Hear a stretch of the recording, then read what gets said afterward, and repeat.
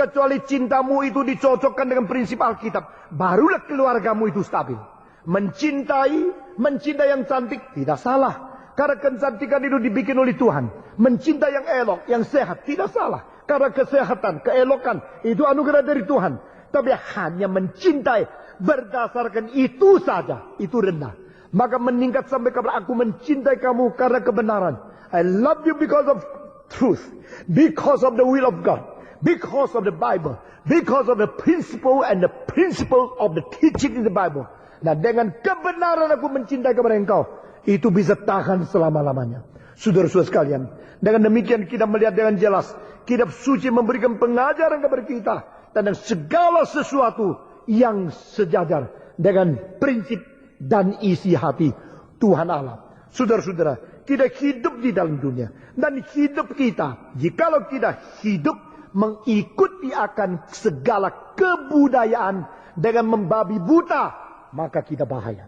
Jikalau kita mengikuti kebudayaan tanpa menyaring dan tanpa mempunyai semacam perspektif wawasan Kristen untuk menyaringnya, kita akan menjadi orang yang tidak sadar tetap hidup di dalam kematian. Saudara-saudara, kebudayaan itu agung sekali. Kita harus mengkonformasikan nilai budaya. Kita harus menghargai semua budaya. Semua budaya hasil daripada sifat budaya yang Tuhan tanamkan di dalam diri manusia pada waktu Tuhan mencipta umat manusia. Saudara-saudara, the nature of culture, this potential of the cultural activity had been implanted by God in human life in order to live as a human. Manusia diberikan sifat dan kemungkinan potensi berkebudayaan sehingga manusia bisa hidup sebagai manusia. Kita harus menghargai. Agama pun kita menghargai karena agama adalah hasil daripada sifat keagamaan yang sudah Tuhan tanamkan di dalam diri manusia sebagai umat yang disebut peta teladan Allah. Dengan demikian sifat agama dan sifat budaya ada dua dasar tentang sistem penilaian keluar dan ke dalam. Yang paling penting di mana manusia boleh disebut sebagai manusia.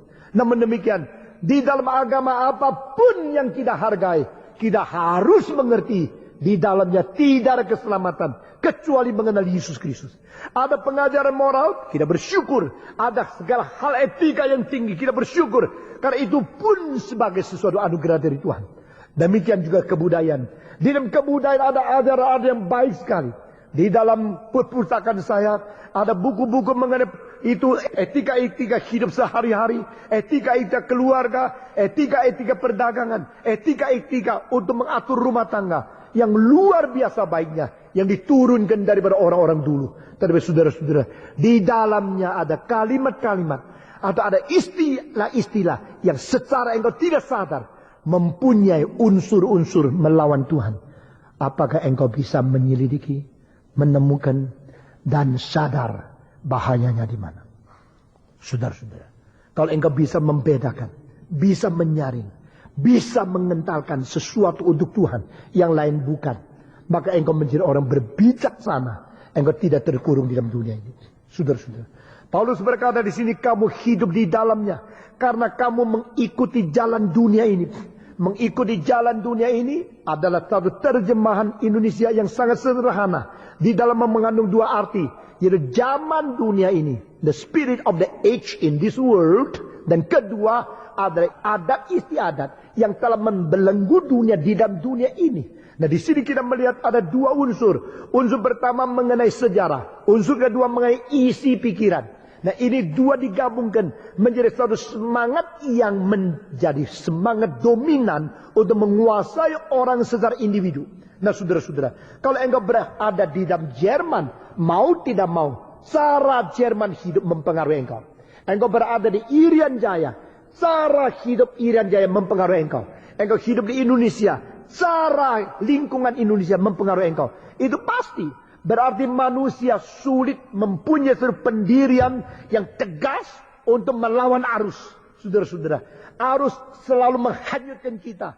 Dan kita selalu tidak sadar sudah mengikut arus. Akhirnya kita tidak lagi bisa berdiri di atas kaki sendiri.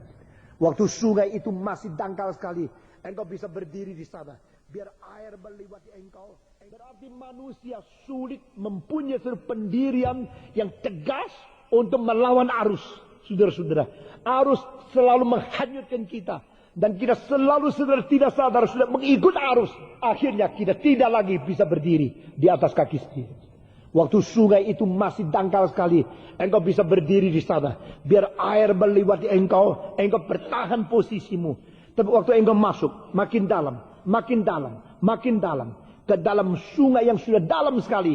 Setelah sungai itu airnya lebih tinggi daripada pinggangmu. Mulai engkau merasa sulit mempertahankan posisimu. Engkau lebih dalam lagi.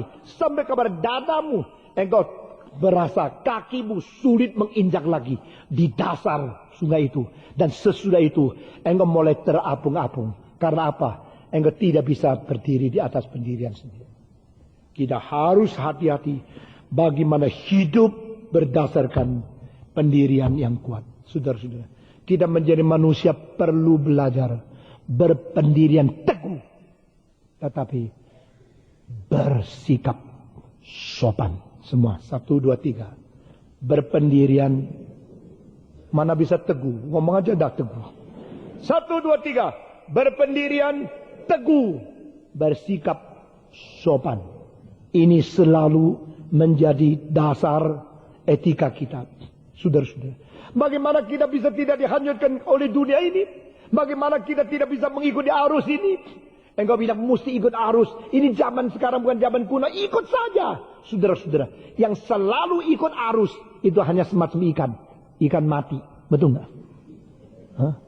Ikan mati selalu ikut arus. Ikan hidup bisa melawan arus. Semua 1, 2, 3. Ikan mati selalu ikut arus. Ikan hidup berani melawan arus. Saudara, kalau ke Kanada, jangan lupa kalau ada kemungkinan dengan cerita belajar baik-baik atau pergi melihat bagaimana itu salmon melawan arus. Saudara-saudara, waktu salmon melawan arus, dia mempunyai sekarang sudah ditemukan kepekaan daripada hidung daripada salmon. Bisa membedakan kimia dan bahan kimia yang berada di air sampai 1/10 juta %. Saudara-saudara, itu mesin apapun di dunia tidak ada yang lebih tajam daripada hidung atau perasaan perbedaan daripada bahan kimia yang begitu besar. 1/10 juta % bahan kimia berada di air itu. Dia sudah tahu ini bukan air tadi. Jadi dia mesti cari lagi. Akhirnya dia menemukan tempat kelahiran dia. Kalau dia lahir di telaga-telaga di atas pegunungan atau di dataran yang lebih tinggi, dan pada waktu dia sudah menjadi ikan yang lebih besar, dia keluar dari telaga masuk ke dalam sungai, turun. Sudah turun daripada tempat-tempat Alberta sampai kepada tempat-tempat yaitu British Columbia, sampai kepada itu teluk British Columbia, lalu keluar dari Vancouver, lalu pergi ke lautan, lalu dia pergi melintasi kira-kira 2.000 sampai 3.000, kadang-kadang ada yang lebih besar, bisa 5.000 kilometer daripada daratan yang dia pernah dilahirkan itu. Tapi saudara-saudara, waktu salmon, saudara kalau makan di restoran ada sashimi yang merah-merah itu salmon, ya. Yang lain mungkin bandeng atau apa gitu ya. Yang merah-merah strip-strip putih itu salmon. Itu daging yang penuh dengan gizi dan itu ikan yang penuh dengan inspirasi, saudara-saudara. Ini ikan itu turun sampai di lautan Pasifik, putar sesudah dia menjadi induk yang besar, sudah hamil, banyak telurnya. Bagaimana? Dia berkata kepada diri, saya bukan milik Pasifik. Ini bukan rumahku. Rumahku di pegunungan, rumahku di daratan. Sebelum saya mati, saya tidak boleh melahirkan anak di sini. Saya harus lahirkan anak-anak saya di tempat asalku. Salmon boleh pulang. Dia bawa kompas, lihat-lihat, tidak ada. Dia tidak ada uang dolar beli kompas, saudara-saudara. Ya, orang yang paling kaya adalah manusia. Orang paling miskin juga manusia. Ikan itu tidak kaya, tidak miskin. Tidak bisa hilang dolar atau likuidasi atau kesulitan ekonomi. Tidak ada, jaket pun tidak perlu dia. Pokoknya gini, sudah.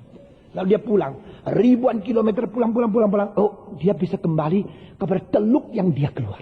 Bukan sana begini, dia bisa masuk ke sungai. Waktu dia masuk di sungai Cilaka, ini adalah air terjun. 4 meter tingginya. Bagaimana? Dia lihat ke atas. Wah, itu dulu di situ tempat saya. Bukan di sini. Maka Salmon mulai berpikir, Bang Jack, terus putar.